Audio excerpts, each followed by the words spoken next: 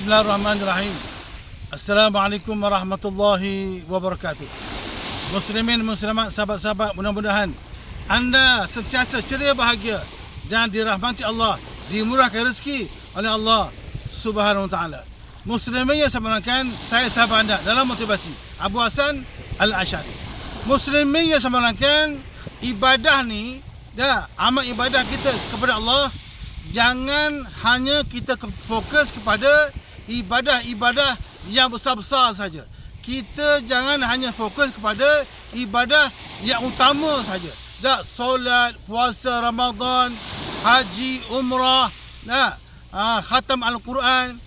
Sebenarnya benda-benda kecil pun, amalan-amalan kecil pun boleh menjana pahala, boleh menambah pahala di sisi Allah Subhanahu wa taala. Jadi muslimin yang saya muliakan, maka buatlah amalan-amalan yang mudah. Buatlah amal-amal yang mudah, mudah-mudahan kita ditambah pahala, dihapuskan dosa. Muslimin yang saya muliakan, Nabi ada sebut. Nabi kata, la tahqiranna minal ma'rufi syai'a walau anta alqa akhaka wajhat taliq.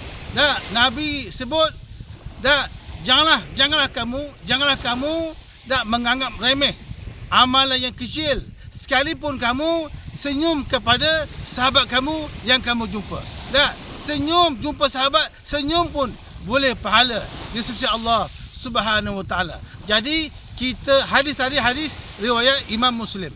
Jadi kita jangan hanya fikir nak buat pahala yang besar-besar saja. Derma yang juta-juta, derma sikit pun kalau ikhlas boleh pahala insya-Allah. Kalaulah kita nak khatam Quran, nak selawat 1000 kali, tak mampu selawat sekali 2 kali pun boleh pahala insya-Allah. Muslimin yang saya muliakan, Nabi sebut, ittaqun nar walau bisyiqqin tamrah. Bebaskan diri kamu daripada api neraka walaupun dengan sebiji buah tamar. Dengan sebiji buah tamar pun kalau kita infak, kita derma, kita sedekah, tetap menjana pahala.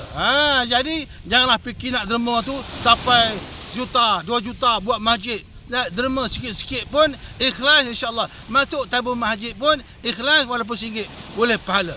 Muslimin yang semulakan, banyak pahala-pahala yang boleh kita buat ni. Berkata baik pun boleh pahala. Fa'ilam tajid, Nabi tadi suruh dermakan sebiji buah tamar. Boleh pahala. Tapi kalaulah kita fa'ilam tajid, kalaulah kamu tak jumpa buah tamar, sebiji pun tak jumpa buah tamar, kalimatin taibah pun boleh pahala. Kata-kata baik pun boleh pahala. Jadi kesimpulannya, jangan fikir nak buat yang besar-besar saja. Buat yang kecil-kecil pun boleh pahala. Tolong ayah di dapur boleh pahala. Tolak kereta kawan rosak pun boleh pahala. Buang duri di tengah jalan pun boleh pahala. Jadi share video agama pun boleh pahala insya-Allah. Follow saya di TikTok Ustaz Abu Hasan. Assalamualaikum, jumpa lagi. Bye.